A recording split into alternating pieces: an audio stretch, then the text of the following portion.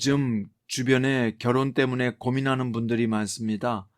특히 자녀의 배우자를 위해서 기도하며 찾아보지만 신앙과 인격을 갖춘 사람을 찾기 어렵다고들 많이 말씀하십니다. 결혼은 일륜지 대사라는 말이 있는 것처럼 살면서 치르게 될 가장 큰 일이 아닐 수 없습니다. 오늘 말씀은 이방인과의 결혼에 대한 말씀인데요. 오늘 본문은 에스라서 9장 1절부터 15절이고요. 그 중에서 12절부터 15절입니다. 그런즉 너희 여자들을 그들의 아들들에게 주지 말고 그들의 딸들을 너희 아들들을 위하여 데려오지 말며 그들을 위하여 평화와 행복을 영원히 구하지 말라. 그리하면 너희가 왕성하여 그 땅의 아름다운 것을 먹으며 그 땅을 자손에게 물려주어 영원한 유산으로 물려주게 되리라 하셨나이다.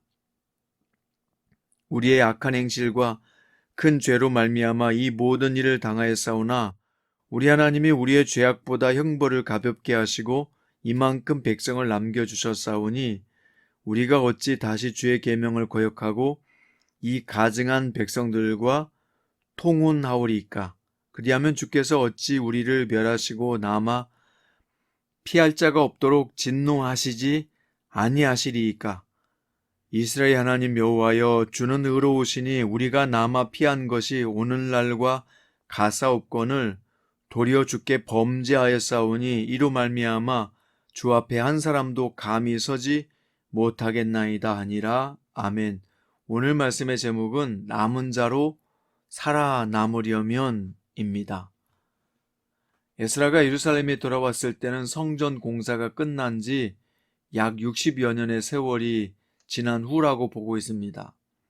포로로 끌려갔던 이스라엘 백성의 2차 귀환이 마쳐졌는데요. 그들은 무려 1500km의 먼 거리를 하나님의 보호하심을 받아서 예루살렘에 도착하게 됐지요. 그런데 얼마 지나지 않아서 에스라는 방백들에게 충격적인 소식을 듣게 됩니다. 그게 뭐죠? 백성과 제사장과 레위 사람들이 헷 사람과 브리스 사람과 여부스 사람들과 암몬 사람들과 모압 사람들과 애굽 사람들과 아모리 사람들의 가증한 일을 행했다. 또 그들의 딸을 맞이해서 아내와 며느리로 삼았다. 이렇게 말씀하고 있습니다. 여기서 그들의 딸을 맞이해서 아내와 며느리로 삼았다라고 하는 구절을 원어로 번역하면 그들이 그 자신들과 그들의 아들을 위해서 그들의 딸을 취했다라고 되어 있습니다. 그러니까 그들의 결혼에는 하나님의 주체가 아니라 자신과 자기 아들들이 주체가 되었다는 것이죠. 그만큼 결혼의 조건이 하나님 말씀의 기준이 아니라 육신적이고 세상적 기준이 되었다는 뜻입니다. 이렇게 이방인과의 결합은 이스라엘 공동체의 정체성을 뒤흔드는 심각한 결합이었습니다. 신앙 공동체성을 세우기 위해서 여기까지 왔는데 이렇게 어이없이 무너지게 된 상황이 된 겁니다. 겉으로 보기에는 포로 귀환도 이루어졌고 성전도 재건됐고 백성들도 안정된 생활을 하면서 외형적으로는 무언가 신앙 공동체를 이루어가는 듯 보였지만 실제로 내면의 상태는 심각하게 무너지고 있었던 것이죠. 여러분, 우리도 그럴 수 있습니다. 보이는 것으로 내면을 판단할 수는 없습니다. 아무리 외형이 좋아 보이고 성공하고 잘 되는 것 같아도 내면적으로 무너지면 다 소용이 없는 것입니다. 자, 보세요. 귀환하게 하신 하나님의 은혜 앞에서 이제 백성들은 어떻게 반응하며 살아야 합니까? 정말 이제는 하나님의 말씀대로 살아야 합니다. 그런데 예전에 조상들이 지었던 똑같은 죄를 반복해서 짓고 있는 이들의 모습을 보게 된 것입니다. 그래서 에스라의 첫 반응이 뭐죠? 3절에 내가 이 일을 듣고 속옷과 겉옷을 찢고 머리털과 수염을 뜯으며 기가 막혀 앉았다 라고 말합니다. 옷을 찢는 것은 굉장한 슬픔의 표현이고요. 명예와 자부심과 권위를 상징하는 머리털과 수염을 뜯었다는 것은 수치스러움을 보여주는 표현입니다. 기가 막혀 앉은 모습은 참담함이죠. 이 세 가지 행동이 이스라엘 백성들이 지은 잘못이 얼마나 무겁고 중한 죄인 것을 보여주는 에스라의 행동인 것입니다.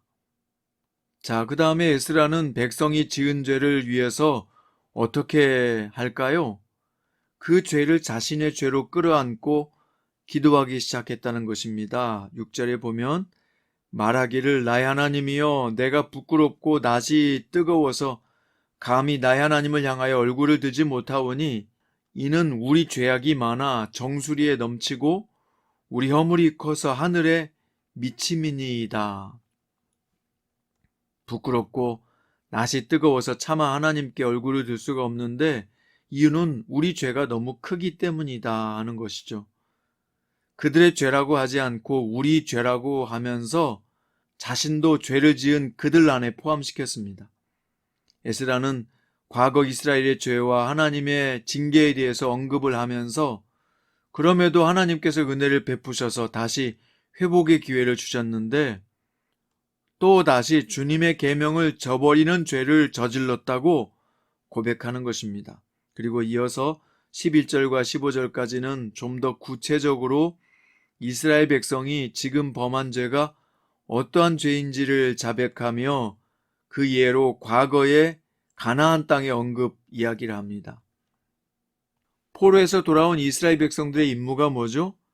가나안 땅에서 있는 사람들로부터 자신을 구별해서 거룩한 하나님의 백성으로서의 정체성을 유지하는 것입니다. 그런데 그것을 지키지 못해서 하나님의 진노를 받았고 도저히 입을 수 없는 은혜를 입었음에도 지금도 과거와 똑같은 죄를 반복하여 짓고 있으니 이제 주님이 어떤 징계를 내리신다고 해도 핑계할 것이 없다며 죄를 구체적으로 솔직히 인정하며 자백하는 것입니다. 정말 에스라가 두려워하는 것이 뭘까요? 과거 이스라엘은 남은 자가 없어서 하나님께 버림을 당했는데 하나님께서 그루터기를 남겨서 이스라엘을 다시 살려 놓으셨는데 지금은 남은 자가 다 사라져버리면 결국 하나님이 다시 이스라엘을 버리게 된다는 것이죠. 그러니까 지금 남은 자, 영원한 유산을 이어 남을 자가 과연 있느냐 이겁니다. 에스라는 모양뿐인 신앙인들, 이방 문화에 물들어서 그들이 하는 우상 숭배를 따라하고 그들이 살아가는 방식대로 살아가는 모습을 보면서 에스라의 눈에는 그들은 결코 신앙인이 아니었던 것입니다. 그들은 세상과 타협하고 또 과거의 조상들의 죄를 반복하는 악순환의 고리가 있다는 것을 발견하게 된 것이죠. 우리도 마찬가지예요. 이렇게 코로나로 인해서 교회마다 예배가 무너졌고 신앙이 무너졌는데 과연 얼마나 신앙을 굳건하게 지킬 사람들이 남았을까? 또 앞으로 신앙생활 하기가 매우 어려운 환경이 조성되고 있는데 이 신앙마저도 지킬 사람들은 또 얼마나 남겠는가입니다. 무엇보다도 우리의 자녀들은 앞으로 신앙생활을 계속 지켜나갈 수 있을까? 걱정하지 않을 수가 없고요. 지역교회는 앞으로 얼마나 많이 문을 닫고 사라지게 될까 생각해 보면 미래가 걱정됩니다. 자, 그럼 어떻게 해야 할까요? 본문을 통해 말씀하시는 지금 이 상황을 살아가는 우리에게 주시는 하나님의 메시지가 있을까요? 하나님께서 찾으시는 그 한 사람, 남은 자로 남아 있어야 한다. 그러면 어떻게 해야 하는가? 우리는 에스라의 모습 속에서 두 가지 방법을 발견할 수 있습니다. 첫 번째는 우리가 짓는 죄에 대해서 무겁게 여기고 주님께 솔직하게 인정하고 구체적으로 자백해야 한다는 것입니다. 두 번째는 우리는 우리 주변의 사람들이 짓는 죄에 대해서도 결코 무관심하게 바라봐서는 안 된다는 것입니다. 역대하 30장 9절에 보면 새 번역입니다. 당신들이 주님께로 돌아오면 당신들의 친족과 아이들을 사로잡아 간 자들이 당신들의 동포에게 자비를 베풀어서 그들을 이 땅으로 돌려보낼 것이다. 주 당신들의 하나님은 은혜로우시고 자비로우신 분이시므로 당신들이 그에게로 돌아오기만 하면 당신들을 외면하지 않으실 것이다 라고 말씀했습니다. 우리가 주님께로 돌아오기만 하면 주님은 우리를 외면하지 않으신다. 시편 69편 16절에 보면 여호와여 주의 인자하심이 선하시오니 내게 응답하시며 주의 많은 긍휼을 따라 내게로 돌이키소서라고 되어 있습니다. 자신에게 지은 죄가 있다면 철저히 자복하고 회개해야 한다는 것이죠. 그러나 하나님은요, 우리가 소속된 공동체 안에서의 죄도 에스라처럼 나의 죄로 알고 회개하며 회복되기를 바라신다는 것입니다. 우리 나라라는 공동체, 직장이라는 공동체, 교회라는 공동체, 가족이라는 공동체 안에서 범죄한 것에 대해서 하나님께 자복하고 회개할 이유가 여기 있습니다. 우리가 자복하고 회개할 때 하나님은 속죄하시고요, 고치셔서 회복시켜 주실 분이기 때문입니다. 무엇보다도 교회 공동체 안에서 일어나는 말씀에 어긋나는 것을 보거든 비판하거나 소문을 내는 것보다 그것이 나의 잘못이요, 내 죄라는 심정으로 기도하며 덮어줄 줄 알아야 합니다. 사랑하는 사람이나 가족들의 허물은 막 소문내고 다니지 않잖아요. 주님의 교회를 건강하게 지키는 비결 중에 하나는 나의 허물과 죄로 보고 함께 기도하는 성도들이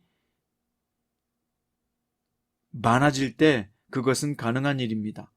서로 탓하고 비난하면 어떤 공동체도 세워질 수 없고 무너지고 맙니다. 하지만 내 가족이라는 마음으로 기도하고 사랑한다면 다시 회복될 것이요, 주님께서 바르게 건강하게 성장할 기회를 주실 줄로 믿습니다. 에스라의 기도는요, 민족을 회복시키는 기도요, 남은 자를 남게 하는 기도요, 치유하는 기도요, 다시 일어나게 하는 기도입니다. 우리도 이런 기도를 해야 합니다. 오늘 하나님 안에서 남은 자가 되세요. 믿음을 지키고 주 예수님을 맞을 준비로 살아가는 성도로 남아있기를 바랍니다. 그러려면 자신의 죄를 회개하고요, 가족이나 공동체의 죄도 회개할 줄 아는 중보 기도자가 되어야 합니다. 자기만 생각하는 사람이 아니라 주님의 공동체를 생각하는 지혜로운 성도들 될 수 있기를 주님의 이름으로 축원드립니다. 기도드립니다. 주님, 우리는 말씀 안에서 우리 자신의 내면을 잘 살피기 원합니다. 죄를 가볍게 여기지 않고 또 죄를 방치하지 않게 하시고 나의 죄를 늘 회개하고 돌아보는 성도가 되게 하소서. 또한 주님께서 우리에게 공동체를 주셨는데 이 주님의 공동체를 잘 지켜갈 줄 아는 깨어있는 성도가 되게 하소서. 특별히 가정 공동체, 교회 공동체를 반듯하게 주님 앞에 세워가는 중보 기도자가 되게 하소서. 우리를 사용하셔서 가정과 교회를 건강하게 세우소서. 예수님의 이름으로 기도드립니다.